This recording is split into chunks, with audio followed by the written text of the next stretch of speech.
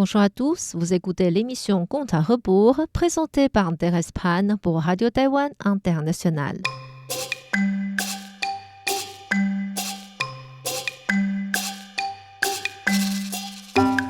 La semaine dernière, nous avons vu que l'armée de Xiongnu, guidée par Lou Lishou, réussit à arriver jusqu'à la porte de la capitale du pays des Han, en demandant à l'empereur d'offrir la belle femme Wang Zhaojun pour leur roi, en échangeant de la paix. Sous cette pression, l'empereur des Han leur offrit une servante du palais dont l'apparence ressemblait à Wang Zhaojun. Sans savoir que c'était une ruse, l'armée de Xiongnu se retira hors de la frontière comme convenu. Or, le traître Mao Yanshou, l'ancien ministre qui travaillait pour l'empereur des Han, reconnut tout de suite que la servante n'était pas Wang Zhaojun. Furieux de ce leurre, le roi de Xiongnu décida de relancer la guerre. Il reconfia cette mission à Lou Lishou pour qu'il ait une chance de réparer sa faute. Mais cette fois-ci, il lui donna une peinture de Wang Zhaojun afin d'éviter que le même problème se reproduise.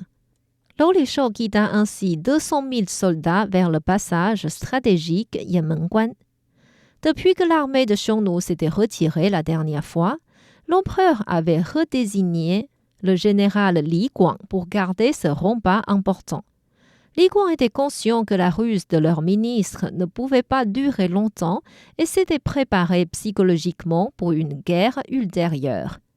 Un jour, pendant qu'ils réfléchissaient sur leur situation, des bruits de canon se firent entendre. Un subordonné entra lui dire que l'armée de Xiongnu avait déjà dressé le camp non loin et il faisait retentir le canon pour annoncer la guerre. Li Guang sortit sur le mur du rempart et vit un messager de Xiongnu s'approcher pour parler.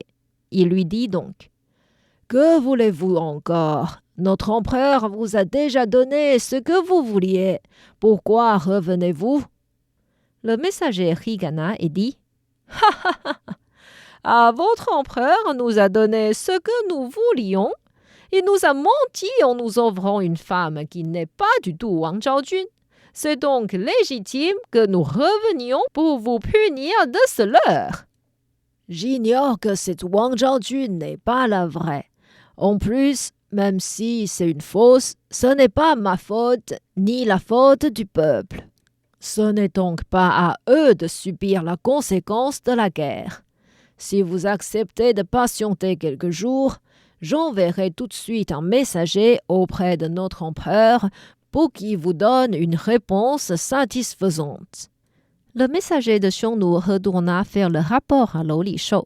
Celui-ci écrivit donc une lettre à l'empereur des Han en disant : « Un empereur se doit d'agir royalement et non mentir à ses pays voisins. Si vous reconnaissez votre faute, ouvrez immédiatement Wang Zhaojun à notre roi comme vous deviez le faire la dernière fois. Nous promettons de retirer notre armée et d'observer la paix avec vous. Sinon, vous connaissez notre capacité et cette fois-ci, non seulement l'appel, mais aussi tout le pays sera nôtre. » Le messager de Xiongnu attacha cette lettre sur une flèche et l'envoya par-dessus le mur du rempart. Li Guang était rassuré de pouvoir obtenir quelques jours de plus et désigna un messager de transmettre la lettre de Xiongnu et une autre qu'il avait écrite lui-même à l'empereur le plus vite possible. L'empereur des Han fut effrayé par ces lettres. Il n'imaginait pas que les Xiongnu puissent réagir aussi vite. Le général Li Guang lui suppliait dans sa lettre de placer le pays à la place supérieure. Mais l'empereur n'avait point envie de laisser partir sa bien-aimée. Il demanda aux officiers si quelqu'un avait une meilleure idée et n'obtint qu'un grand silence. Désespéré, il alla au palais d'Ouest voir sa reine. Wang Zhaojun remarqua l'empereur soucieux et lui demanda ce qui se passait. L'empereur soupira et répondit : « Depuis que tu es arrivé à la cour, tu ne sais plus ce qui se passe à l'extérieur. Le maudit traître Mao Yanshou s'est enfui chez les Xiongnu et a offert des peintures à leur roi. Pour t'accaparer, celui-ci a envoyé une grande armée pour nous attaquer, et la dernière fois, ils sont déjà arrivés à notre porte. Plusieurs généraux et soldats ont perdu vie dans la guerre, et nous n'avons aucune possibilité de gagner à cause d'un moine possédant un grand pouvoir magique qui les aide. Nous avons voulu les tromper en leur offrant une servante qui leur ressemble beaucoup, mais cela n'a pas marché. Et c'était encore à cause de Mao Yanshou qui t'avait vu en personne. Maintenant, l'armée de Xiongnu est déjà de retour. Ils me demandent d'offrir à leur roi, sinon c'est la fin de notre pays. Ah, comme je suis malheureuse! Les larmes de Wang Zhaojun coulèrent sans cesse à cause de cette mauvaise nouvelle. L'empereur des Han devint encore plus réticent en la voyant pleurer. Mais la situation était vraiment urgente, il ne pouvait pas s'occuper de tout. Il retint donc sa tristesse et dit « Ma reine, j'ai une solution gagnant-gagnant. Je te prie d'aller d'abord au pays des Xiongnu pour que leur armée se retire. Ensuite, je convoquerai tous les grands généraux et les meilleurs soldats pour aller attaquer les Xiongnu et te sauver. » Wang Zhaojun était une fille intelligente. Elle comprit que ses paroles étaient justes pour la consoler et se sentait encore plus douloureuse. Elle retint ses larmes et dit « Au lieu de convoquer les généraux et les soldats maintenant pour lutter contre les ennemis, vous préférez m'offrir pour obtenir la paix. Si c'est votre choix, j'accepte pour le bien du pays.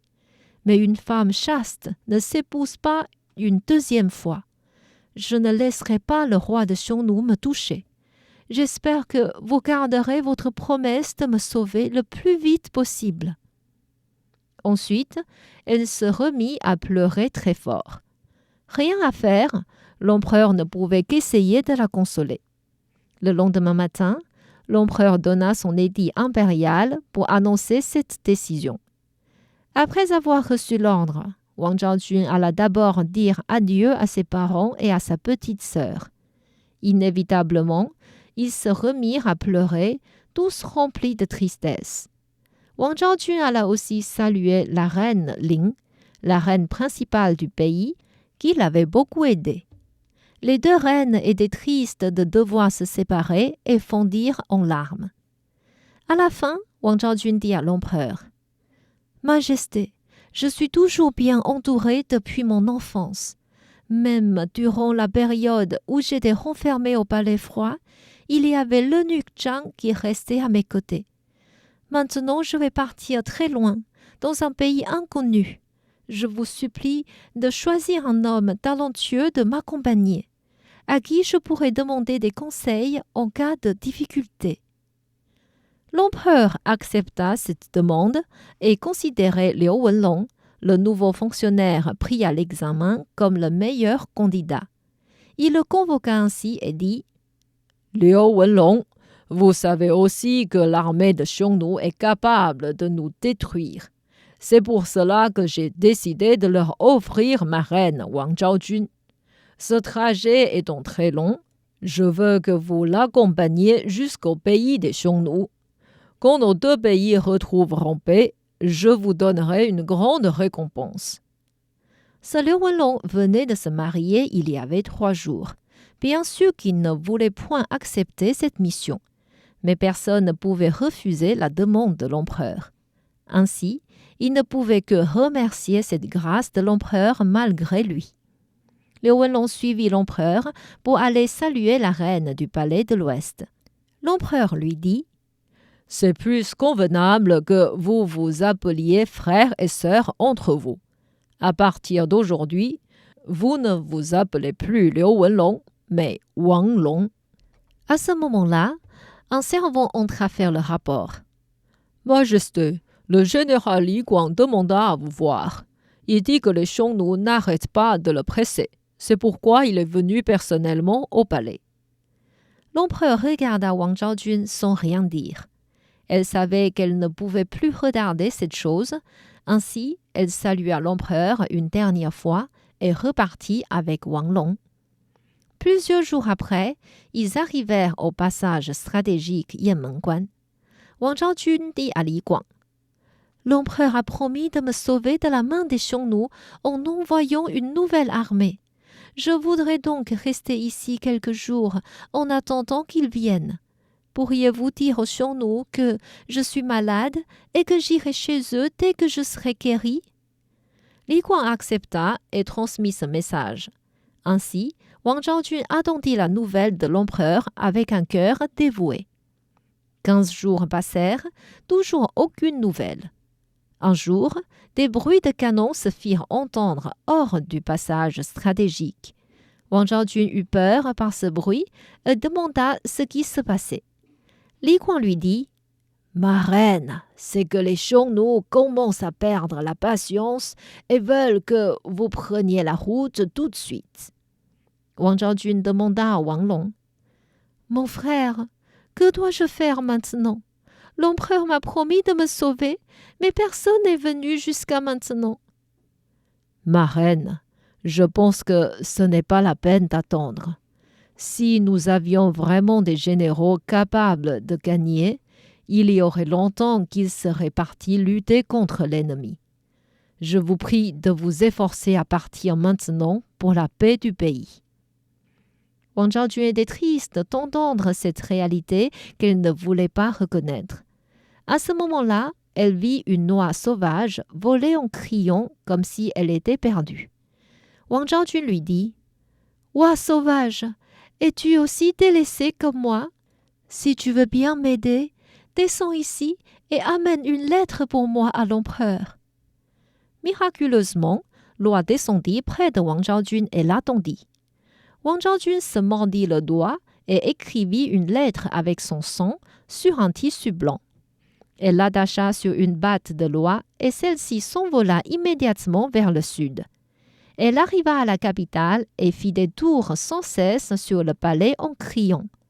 Les soldats voulaient tirer sur elle, mais l'empereur remarqua un tissu blanc sur sa patte et les en empêcha. Comme si elle savait qu'elle serait en sécurité, l'oie descendit et s'arrêta devant l'empereur. L'empereur défit la lettre et comprit qu'elle venait de Wang Zhaojun. Il se dit « Aïe, ma chérie, ce n'est pas que je voulais te délaisser, mais nous ne sommes pas capables de gagner contre les Xiongnu. Si je dépense toute la richesse de la trésorerie impériale dans une guerre, je serai méprisé par toutes les générations suivantes. » Il dit donc à l'oie sauvage, « Merci pour ce trajet, mais je n'ai pas de lettre de retour. Tu peux partir maintenant. » L'oie s'envola et retourna à Yanmenguan. Wang Zhaojun était excité de la voir revenir. Or, l'oie ne descendit pas. Elle fit quelques tours dans le ciel en criant et partit. Wang Zhaojun comprit ce message et ne pouvait que se plaindre dans son cœur de la cruauté de l'empereur. Que se passera-t-il quand Wang Zhaojun arrivera au pays des Xiongnu? Y a-t-il une possibilité pour qu'elle retourne à son pays? Je vous invite à revenir la semaine prochaine pour la suite de l'histoire.